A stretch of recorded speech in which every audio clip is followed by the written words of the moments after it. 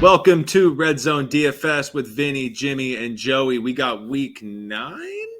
Was that correct? I think it's 9. Oh my God! I just want to believe it's still like line. I just don't want to believe. I want to believe it's still week 4. This shit's going too fast. I'm not gonna lie. I just titled this NFL because I forgot what week it was too. So don't feel bad. This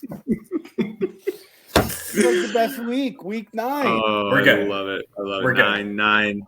All right, so we're going to do the same thing we did last week because we powered through. We won a lot of money last week, so we're going to go with our main stacks to start with.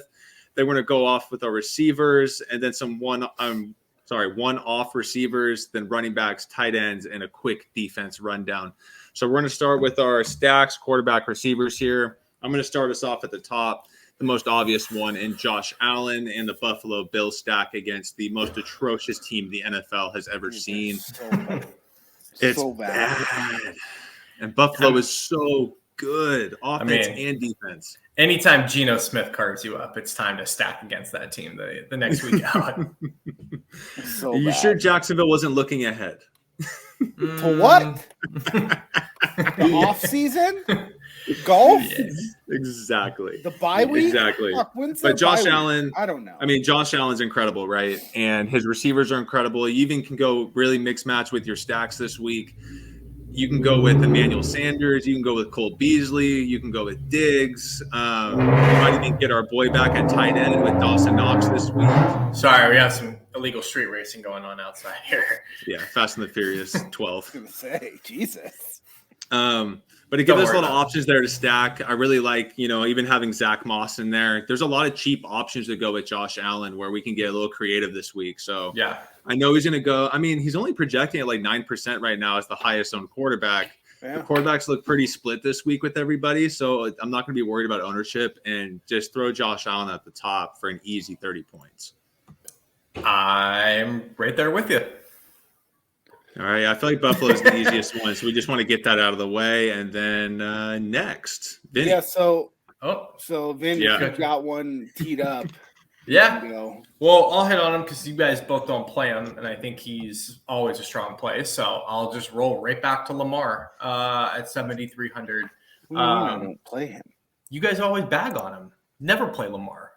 I do. Yeah, I play him. I just don't like it. All right, fair enough. Yeah, I like this spot for Lamar.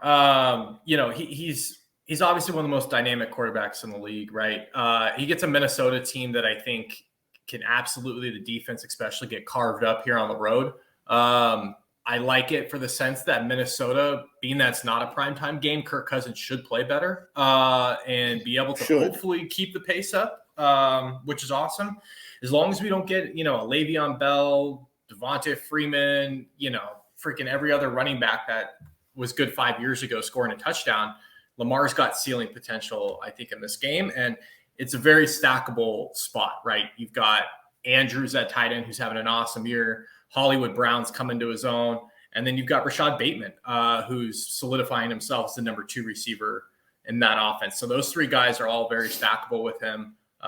He's my number 2 stack of the week, the Ravens. Yeah, and I can see that game, third, fourth quarter, whatever team is down, is going to start putting up numbers. And this team, they're going to be going at it back and forth, touchdowns back and forth, lead changes, the whole deal. I think so. Minnesota's pretty healthy now. Hopefully they get their shit together on offense and Kirk Cousins doesn't shit the bed. So the game does blow up. Yeah. And I do like the Lamar call.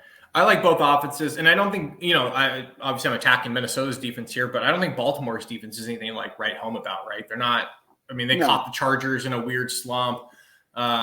They've won games, but they're not, unstoppable or anything like that or unbeatable. So, I think it's definitely a game that could push the sky here as far as points. So, it's my number 2 stack. Cool. Jim. So, this is a guy that, apparently everyone thinks that they're just washed up and they're done, which is kind of weird. But I'll just play the Chiefs stack because it's cheap now relative to what it used to be. I'll just play Mahomes, Hill, and Kelsey and move on, right? So, Andy Reid, and the reason why I'm going to go back to them is, look, we talked about it a little bit last week. Teams are going to continue to play that too high and take away the big splash play. right? Andy Reid is a really good coach. They're going to go back and look and say, okay, look, we thought we could just, pound our heads against a wall and that people couldn't hang with us. It's not the case right now. I have faith that they're going to create a game plan that's going to allow them to do that against a very poor Green Bay defense. Green Bay's defense does not create a lot of pressure. That's the one thing that's been giving Mahomes some major issues. And, I just think it's a spot where one of these weeks, they haven't been horrible, but one of these weeks they're going to explode.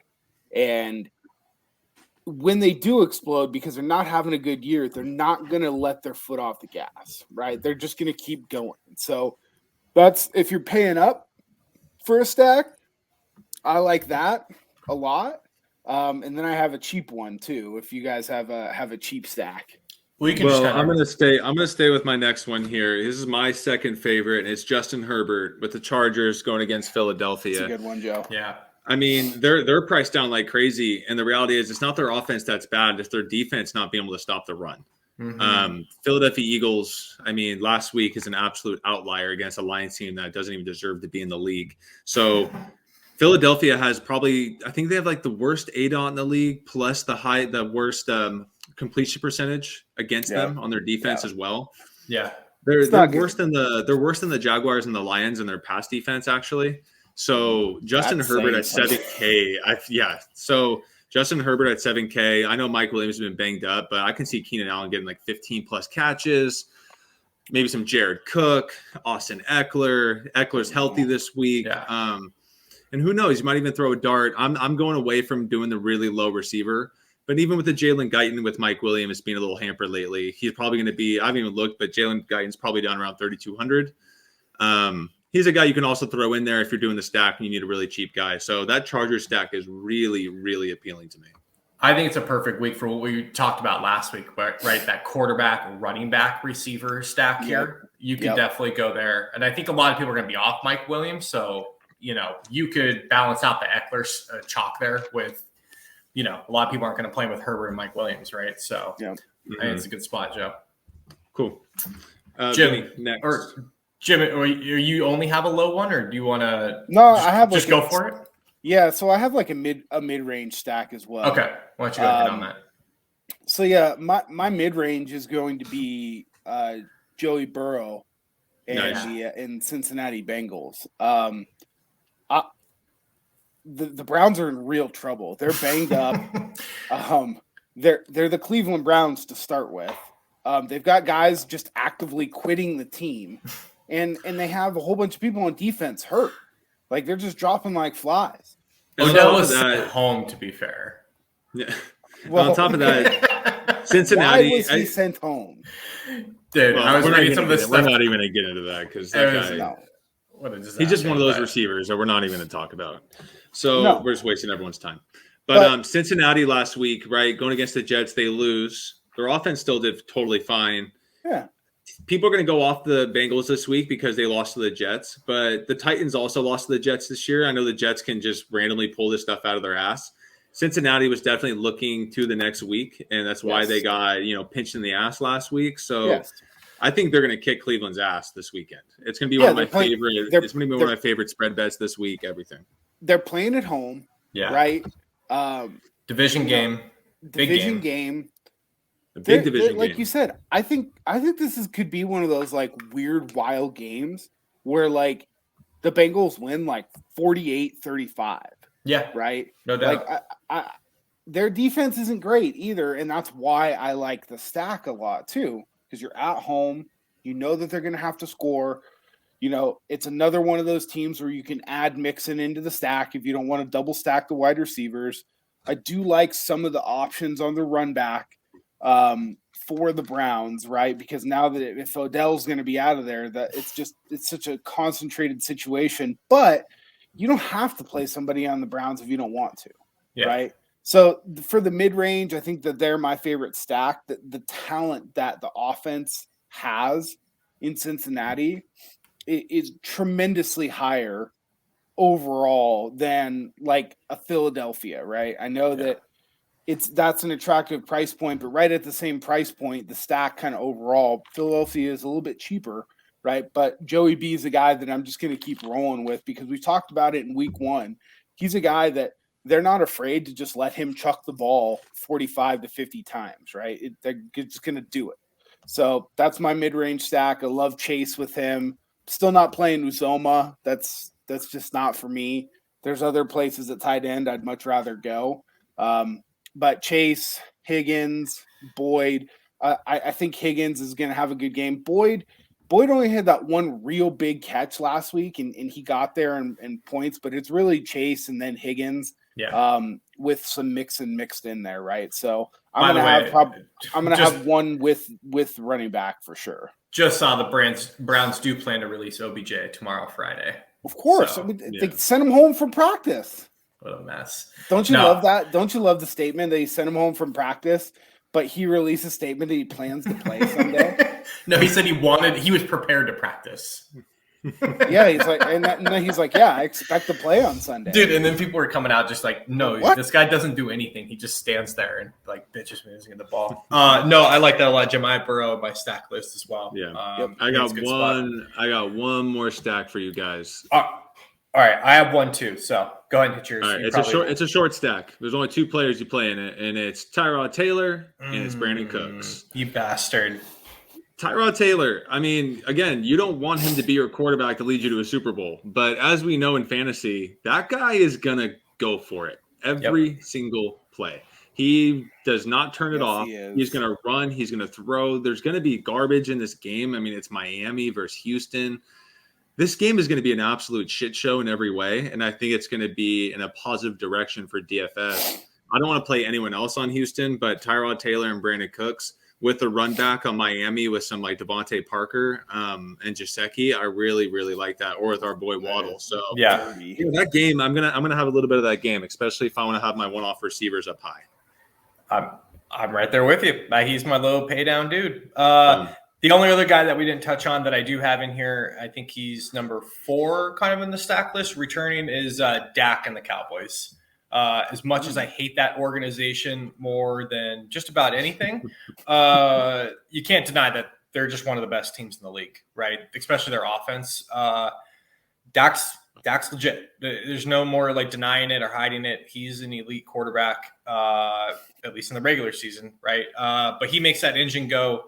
Their weapons are undeniable. Like, I'm in on Dak. And I do love the fact that they're at home. Again, you have a pretty clear, path as far as where you're going to stack there with the receivers. Sure. And I love the fact that they're playing Denver, who, we all played football. Like when you wave the white flag and trade your franchise leader, Von Miller, this week, like that. Oh, and you're 4-4. That pretty much waves the white flag. That's like Fangio's gone. Like what, so I could see this being just a huge letdown for the Broncos team here. So they're not special anyways, but yeah. Now I have a guy here. I'm going to be playing so much of him this week, and it's so obvious why. But is there any like one-off receivers that you guys are looking at? No, there's a stack that I am going to play that I don't know a lot of people are. Danny Dimes. Danny Dimes. Who's even playing receiver for him this week? First off, well, Tony will be in. He finished that game. Galladay could play. He's trending towards active, so that's great news. I mean, at 5,600, look, we all know the terrible situation that happened with the Raiders, right? Mm-hmm.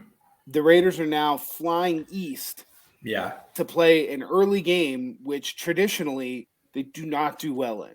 Yeah, the only team that they positive is that they're coming off a bye week. It's literally the only positive with the situation of traveling back east. Yeah, but still, it's a body clock thing, and the Gruden thing is one thing. To have one of your teammates, basically his kill life somebody has changed so dramatically. I mean, you saw how Derek Carr's press conference, like the Raiders are just going to be kind of a mess, right? It just sucks. I think it's a terrible situation, and you've got a psychopath in Joe Judge, who wants to win so badly and is, I think, kind of trending toward like the hot seat. Dude, he's got to be the least desirable coach to play for in the league, right? 100%, right? And so the Maras are smart people. They don't fuck around, right? Yeah. So they'll see this, and for how cheap he is and how much he just takes off and runs, combined with some receivers that I really like in Tony and Golladay, it's a super cheap stack, and it's got great run back options with the Raiders. You can run it back with Waller. You can run it back with Jacobs if you want to add a running back there, because I think the Raiders are just going to try and run the ball as much as possible. And I'm going to piggyback right off of that into my one-off guy, and it's Hunter Renfrow. There you the go. guy's getting the targets anyways, right? Yeah, perfect transition. Now, and then there's a random guy that the Raiders are bringing up off their practice squad, which they love. It's a rookie, and it's Dylan Stoner. And again, these are one of those guys. He's 3K. Dude, Carr's going to throw for 300 to 350 yards. He does it almost every week. I can't play Stoner. No, I know. What I'm saying is, if you're going to go down for that 3K guy, right, this guy's going to get his snaps. And the Raiders coaches are raving about him right now. I'm not going to play Zay Jones, right? But if I'm going to take a flyer on this guy Stoner that replaces Ruggs and gets his opportunity, I'm going to take a shot. But Stoner, Jim, you're right. You're right. This Raiders team, I do feel like they might have an emotional win in the positive direction. They're playing really well. I feel like if Gruden was still at the helm, I think it'd be very negative right now. The fact that it's Bisecki running the helm, I feel like this is actually going to get back on track pretty quick. Carr has the keys to the car, and he is running the show there. It looks like he's got his shit under control as well. So, and the Raiders defense have been playing really well. So honestly, Jim, I don't like the Giants on that side. I don't like Danny Dimes. He fumbles too much, and the Raiders pass rush has been the top of the league. And I know you guys still don't want to believe it, and I almost can't believe it either. It's like a dream, but it's real. And they're one of the top defenses. Matt Crosby is trending towards one of the best pass rushers in football. So I don't know. I don't like the Giants on that side, but I do like some Raider playbacks. All right. Any other one-off guys you're thinking about? For a wide receiver? Yeah. Up top for me, he's starting to get up there in price, but you can't deny the amount he is getting in targets is Debo Samuel at this point. My only fear with him, and I'm knocking on wood it doesn't happen, but being a realistic Niners fan, there's going to be a week when he goes out with an injury here. He's banged up beyond all belief. He's strained his calf. He's missing practices. Yep.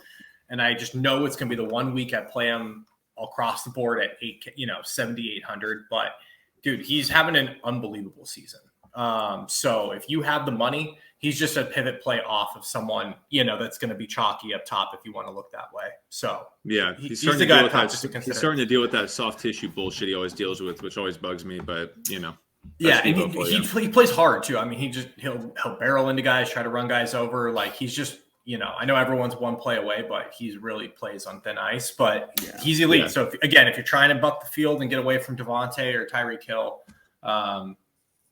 he's not a bad. Yeah, and the questionable tag is going to help the ownership for sure. I like that. Yeah. Jim, where you at? I think that Devontae is a guy that if you're playing one-offs, and if I'm going to play the Chiefs stack, I think he's a great option to play this week. Because no one's going to want to play him. But do you really think he is? I mean, we don't even know. Jordan Love could be like Nate Peterman. I think Jordan Love's going to be just fine against a Kansas City defense that's not good. I hope. If it was a different defense, Vinny, because look, here's my thinking on that. Number one, my thinking is that I'm playing the Kansas City stack, and they're going to have to run the shit out of, or they're going to have to throw the ball quite a bit. They're not going to be able to run the ball. Yeah. Right. They're going to have to throw the ball. That offense is already so consolidated. It's either him or Aaron Jones, right? And I think a lot of people this week are going to choose the Aaron Jones route because I think they're going to be checking it down a lot, which I think is fine. And I don't necessarily disagree with. But if we're just talking about a one-off guy, they're not going to change the offense. No. Right? They're just going to, if anything, they're going to just throw more to Devontae. He might get 15, 16 targets this week. So I think it's a really nice way, especially in a larger tournament, to kind of just get a little bit different. And if you're going to play a Chiefs stack, I think there's a lot of value out there this week. I think he's a guy that you could plug in there. That would be my one-off up top. Okay.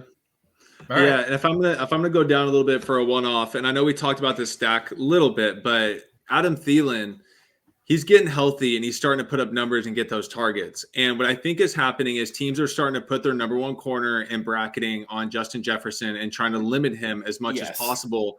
And Adam Thielen is now benefiting and getting those one-on-one matchups. And the reality is Baltimore has one really good corner, and he's going to be locked on Justin Jefferson all day long. I think if there's a receiver to play on that Minnesota team, it's going to be Adam Thielen. I think he put up 32 points before the bye week and then 17 the week after. So I think he's on pace for another big game at Baltimore. Yeah, I like that. I'm right there with you, actually. I don't even have Jefferson in my player pool this week, but Thielen, I absolutely do. Yeah, you can just kind of see the trending of how defenses are playing the Vikings, right? And how to shut down Kirk. And it's like, yeah, shut down his number one guy and make him go through his progressions. And you're probably going to slow him down a little bit. He's not going to throw for 300, 350 plus.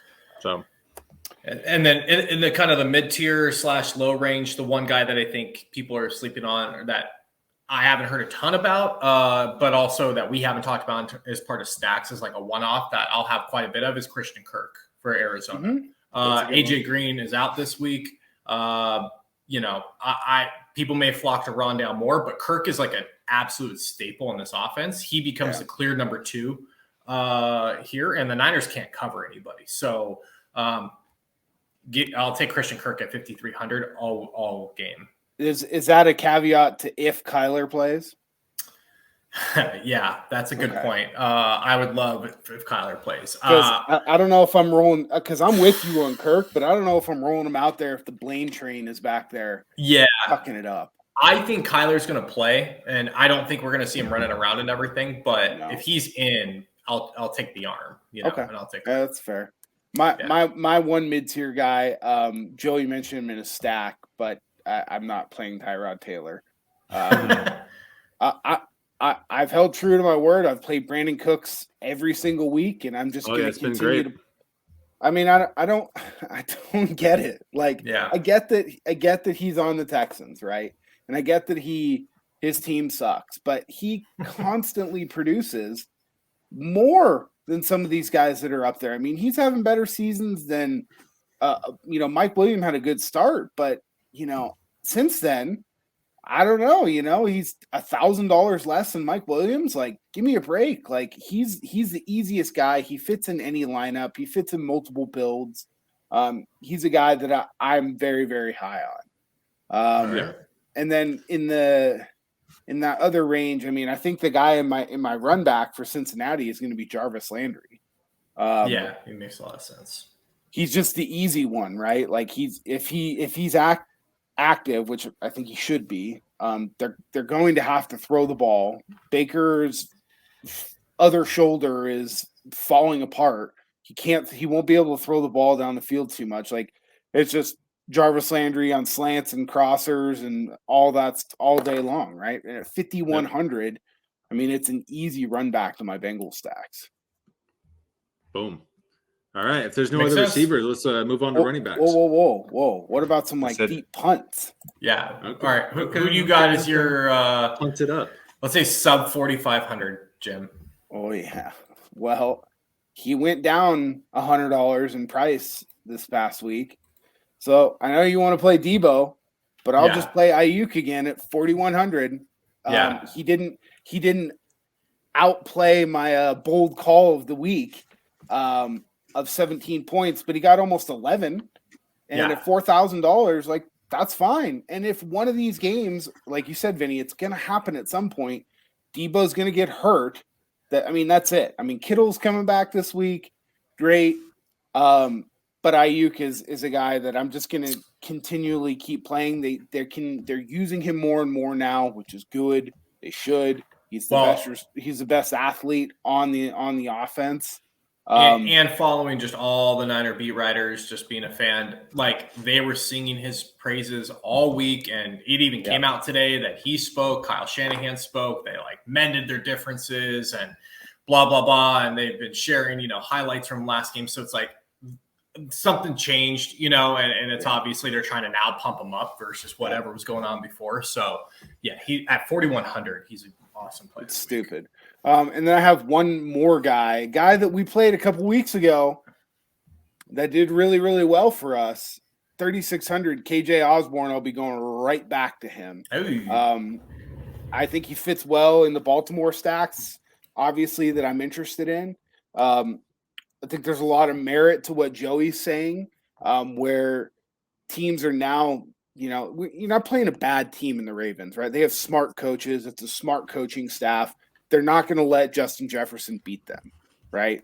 If KJ Osborne goes crazy and beats them, that, fuck it, that so be it, right? They'll let him do that. But a guy with a base projection of 9 to 10 points and a ceiling of like 17 to 19 points for $3,600. I mean, that's a slate breaker right there. And I mean, no one's going to play him. Yeah. So that's going to be my guy. I think that's about as far down as I'll go. Like, I would much rather play him than Stoner. So I get what you're saying about Stoner, but oh yeah, no, definitely you want to see what he's going to do, obviously. But sounds like you've been hitting the pipe a little too much. Like always. The only guy that I had that you didn't mention between those two is another pay down. I mentioned him earlier in my Baltimore stack, but Rashad Bateman at 4K. He's played 2 weeks in that offense. He's very much a part of it. Sammy Watkins is out, and he's the guy that's next to Hollywood and Andrews there. So 4K, he's probably going to see 6 to 10 targets on Sunday. Like, yeah, 4K, you should definitely have a piece of him. So yeah, I like that. All right. Moving on to running backs. You said you have 2, so why don't you just give us your 2 running backs that you like, and then we'll pick around. We'll go from there. All right. Well, Aaron Jones, for obvious reasons that we talked about earlier. I feel like he's just going to get this massive volume. And then Josh Jacobs, because I feel like the way that the Raiders are going to win this week, like you were saying, is going to be on the ground. Two good calls. Yeah, it's not like I'm going to play 80% Raiders passing game this week. You know what I mean? But yeah, Josh Jacobs in, easy 2 touchdown type of week this week, I think he's an easy floor of 20 points type of guy at 6,200, and his ownership is down towards the middle. So Josh Jacobs is easy. And the other guy, third guy I was thinking about is Zack Moss for the Bills. All right. Just because that game should be in fucking ass kicking. So, what's his price? 5,300. Okay. Yeah, and Singletary's kind of like falling out of the wayside. Zack Moss is taking over there. So I do like that on my low. But those are my 3 backs I'm thinking about. Everyone else, I want you guys to talk me into. So you guys go ahead and start that up. Go get it, Jim. Up top, where are you going? I mean, if he's going to be active and he's going to play, I'm going to play a shitload of him, and it's Christian McCaffrey. They're not going to bring him back and activate him now after putting him on IR if he's not healthy. Yep. And Chuba's been fine. He's had some fumbling issues. They're a team that's trying to win, right? They have an owner that paid, $2.4 billion cash for the team a few years ago. He's not interested in tanking and trying to get a high draft pick. No, they're making positive. They're making positive trades, right? They're trying to win. I actually think that's a good spread pick as well this week. New England has not covered a whole bunch. They're getting McCaffrey back. He changes the dynamic of that whole team, right? Because if you do get a good pass rush going, which New England is, it's okay. Matt Judon's been pretty good, but those are just easy dump offs for Sam. And all day long, he's back down to, not the most expensive running back. He's a guy that can score 40 points easily just because of what he does in the receiving game. So if he's going to play, he's probably going to be one of my highest owned players of the week. Yep. No doubt about it. Who do you got up top, Vin? He's the best fantasy running back in the league. So let's not forget that. And I'm with you. They're not going to put him out there. He's already missed 3-4 games. What's another if he's not 100%? So if he's playing, he's going. Yeah, man. I mean, we talked about Eckler already. He's in an awesome spot, but he's starting to get a little bit chalky up there, which I'm not too worried about because I'm probably going to stack him with somebody else from LA if I'm going to do it. But one guy up top that I have a little bit of interest in that's going to be different than hopefully the Aaron Jones and Eckler's chalk is Dalvin Cook. For the reasons that we talked about with Baltimore, I think their preference is going to be definitely to not get beat by Jefferson over the top. Yeah, that's a good point. And we've seen Cook obviously have massive games, right? I mean, 2 weeks ago, he put up 25. He's had a few duds recently, right? But if that offense is going and they're going to keep up, like he's got to be involved, right? Yeah. So Baltimore, I think they have the 24th ranked rush defense, like nothing special. I think this could be one of those games that Cook alone kind of keeps him in it. So I'll avoid the chalk for sure if Eckler or Aaron Jones gets too chalky there. Yeah, we've been waiting for that Dalvin 3-touchdown 200-yard game that he gets about 2 a year. Yeah. It hasn't happened yet. So yeah, and he's getting healthy. He's been at every practice for 2 weeks in a row, right? Dalvin's usually pretty banged up, so yeah, he's ready for a breakout for sure. So below that, Jim, in the mid, who are you kind of eyeing? If we're going down a little bit, like let's say 6s. I like a guy quite a bit that's just under the 6s. You can hit him. Yeah, that's fine. I mean, he's close, but it's Myles Gaskin. He's a guy who's just getting all of the running back volume in Miami. They're playing Houston. He's 5,800. I don't think that Miami is going to run away with this game, especially like Joey said, if Tyrod Taylor's playing. Houston can weirdly score some points, right? And Miami's defense sucks. So I think he's going to be fairly involved in the passing game. I really like that upside for him at 5,800. I think he's a guy that I'm going to be pretty highly exposed to because I think he should probably be about $400 or $500 more just because of the passing game upside that he presents. But didn't really happen last week, but I'll go right back to him. I'm fine with that. Yeah, he burned me a little bit last week, and I think I just have to come to terms with like the Dolphins are a tire fire, and they are. You're just going to get burned by bad offenses here and there. But I agree with the spot for sure. I mean, at that price range, I'm going to be very close to 80 to 90% Eli Mitchell at 5,800. He's made for the Kyle Shanahan running offense. Yeah. And what we're always worried about with his offense is the rotation. And that's not happening. He is the guy there, and he is solidified. He is running back one all the way. Some of the clips this week, like he hits these tight little holes in the zone running game, and he's just born for it. And I love the fact that Trent Williams is finally practicing, so he's getting healthier. And you get probably their best run blocker on the team in George Kittle back this week. So I'm going to be almost all in on Eli Mitchell. Yeah, and J.J. Watt was probably one of their best run defenders. You got Chandler Jones. He's not known for his run defense. He's actually one of the worst run defenders in the league, one of the best pass rushers. The Cardinals definitely, I feel like their defense is going to slip at some point. Yeah. They've been playing way over their head this season, in my opinion. Yeah. So, and at that price, you're getting running back one for the Niners, and what they want to do is run the ball. Like, I'm going to take that all day long. So, what about the mid? Is there anyone that you missed? I'm with you at Jacobs, Joe. I like him quite a bit. We talked about Jacobs. I think in the mid there, he's really the only guy. I mean, Mixon at 7,100 is on like the higher end. He's kind of up there. Is it Cordell week? No, that was last week. Dude, the Saints are. I think every week's Cordell week. I mean, they just keep giving him the ball. Dude, it's unbelievable. His stat line is truly incredible. It's wild. Like, if you got DraftKings points for kick returns and like all the other shit that he does, dude, he would be scoring like 25 points a week. Here's his last 5 games: 18, 14, 18, 34, 16. And his price the last 3 weeks has not changed. I know. I've been playing him weekly. You guys think I'm crazy. And I've played him the last 2 weeks in a row. It's been very good. And I'm telling you, no one's going to play him versus the Saints. Nobody. Yeah, because that's actually. But that's fine, Joe. He can catch No, I know. That's what I mean, though. That's why the ownership's going to go off. That's why it's a good play. Yeah. So I'm saying that 300, like he could very easily get you 12, 15 points. Like, yeah, I like that.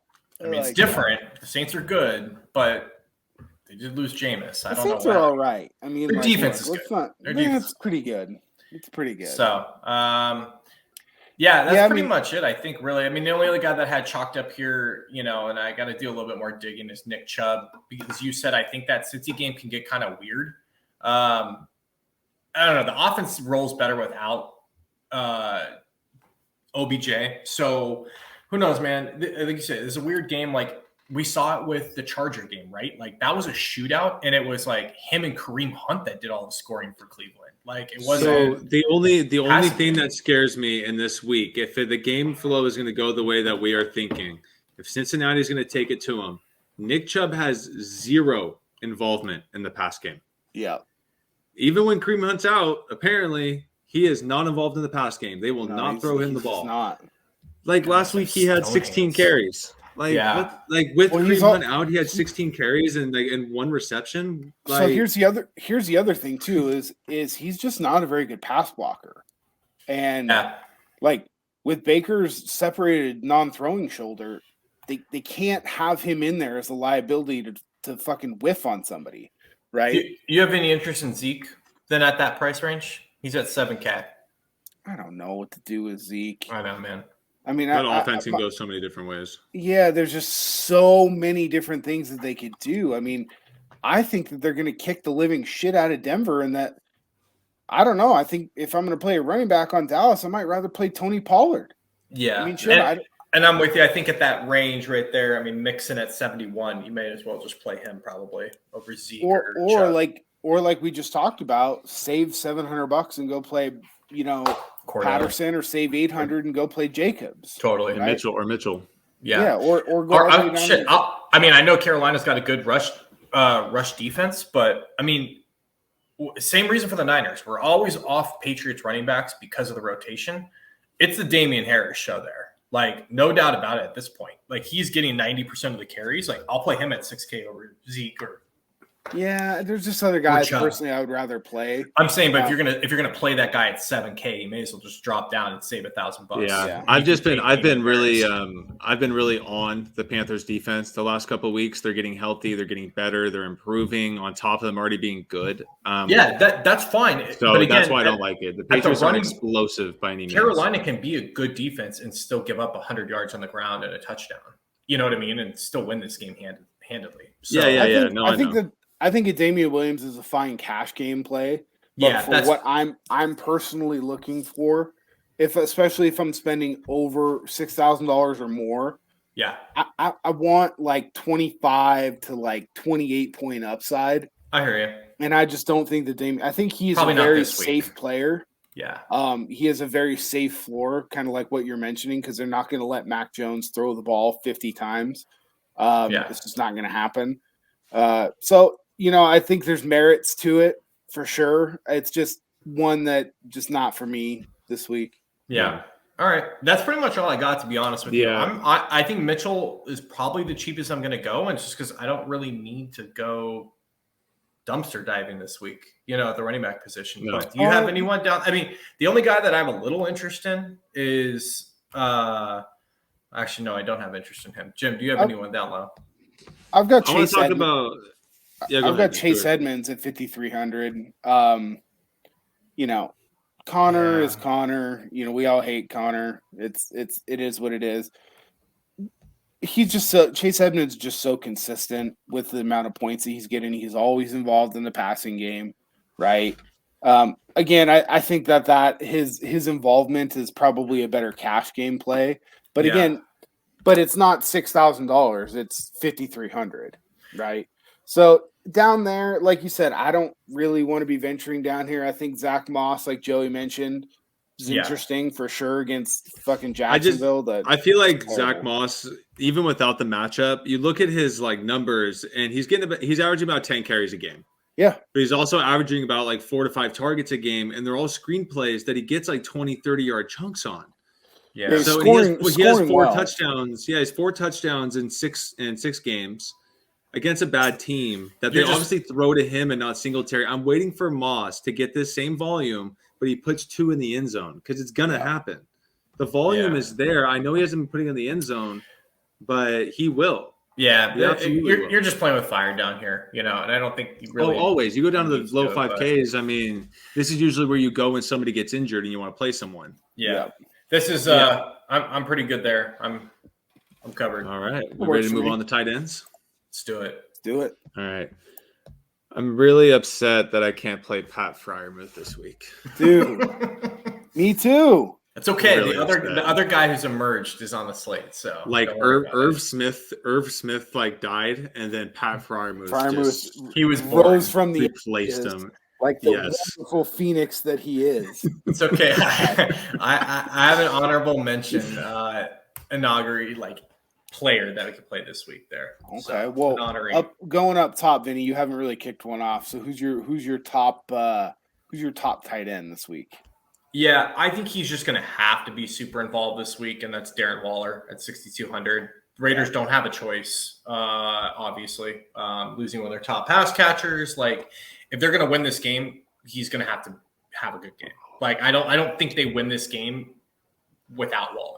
Honestly. Well, and the reality is the Giants linebackers are awful. They're so bad. And Jabril Peppers, I really like Jabril Peppers. He's just one of those kind of football players. He's a football player. Yeah. But again, he's like 5'9". He's going to be trying to cover Darren Waller. It's just not going to work. No, it's not a good recipe. No, it's just not going to work there. Yeah, I think Darren Waller, I mean, he's been playing pretty slow this year. He's due to have a big, big game. He is. And I'm probably going to I'm not going to say avoid Travis Kelce, but I just think you can get the same upside with someone like Waller this week, honestly, because of the target share specifically. Well, what is he, 6,200? I mean, yeah. You looking at the receivers at 6,200, Darren Waller, I mean, he has way more upside than those guys. So I feel like that's a really easy play. Totally. Yeah. So that's where I'm going up top. But one of the tight ends I want to talk about, and this is a reason of injury, but it is Albert Okwuegbunam. He is the backup tight end for the Denver Broncos. We just call him Albert O. Albert O. Okie. There you go. So he's the backup tight end for the Broncos. Noah Fant's on the COVID list. Now, Noah Fant might be eligible on Sunday, but we have to wait all the way until probably Saturday night or Sunday morning to find that out. No, so he's out. He's out already. Okay. So they ruled him out. This dude, Albert O, even with Noah Fant in the game last week, got 3 catches for 34 yards, and the announcers couldn't stop talking about him as if he's been the guy all along. And I'm like, wait, who the hell is this guy? He's this massive human being. He's the guy that every time I play Noah Fant, he catches a touchdown instead of Noah Totally. Fant. Yeah. He's like, now Noah Fant's out. I know Dallas's defense is good. Bridgewater's not that great. And the tight end's going to be his best friend at 2,700. Albert O, baby. All right. Okay. Jim? Well, I guess we just skipped everybody in between there. Seriously, dude. It's like I had to get my Albert O in there, man. It's like 6 tight ends I like this week, and you go to the guy and my Albert O in there. All right. While he's this cheap, if he's active and he's healthy, I'll be playing some George Kittle. Yeah, $5,200. Like, I think that it's the same reason why I have interest to play Ayuk, right? I think the Niners realize that they've just been riding Debo like Seattle slew, and they just can't do that. He's just not his body's just not built for that for the full year, right? He's been incredible so far, right? But Kittle coming off of being hurt, just as fresh as you could possibly be halfway through the season against a banged up Arizona defense that he torches regularly year after year. For 5,200, he's a guy at 5,200 that I think that outside of Waller is the only other tight end that can eclipse a Travis Kelce ceiling. Yeah. Because Kittle could have one of those games where it's just George Kittle, he's hungry. You can argue he's one of the hungriest players in the NFL week to week. Yes. And now he's been missing week after week after week, just chomping at the bit to just go absolutely berserk this week. I can see Kittle just like getting his helmet ripped off on the 10-yard line and still running in a touchdown. He's 100. He's going to go for it, man. He's 100% like the emotional leader of that offense and probably the team. So him coming back, I think, is going to just put some juice in that offense. Yeah. So 5,200. He's the only really guy that I'm targeting for tight end, like outside of stacks. Yeah. And then I can't believe, Joey, you're going away from your guy, Tommy Tremble. Oh man. Okay, cool. You still left my guy, not Tremble. That's Joe's guy. What are you doing, Joe?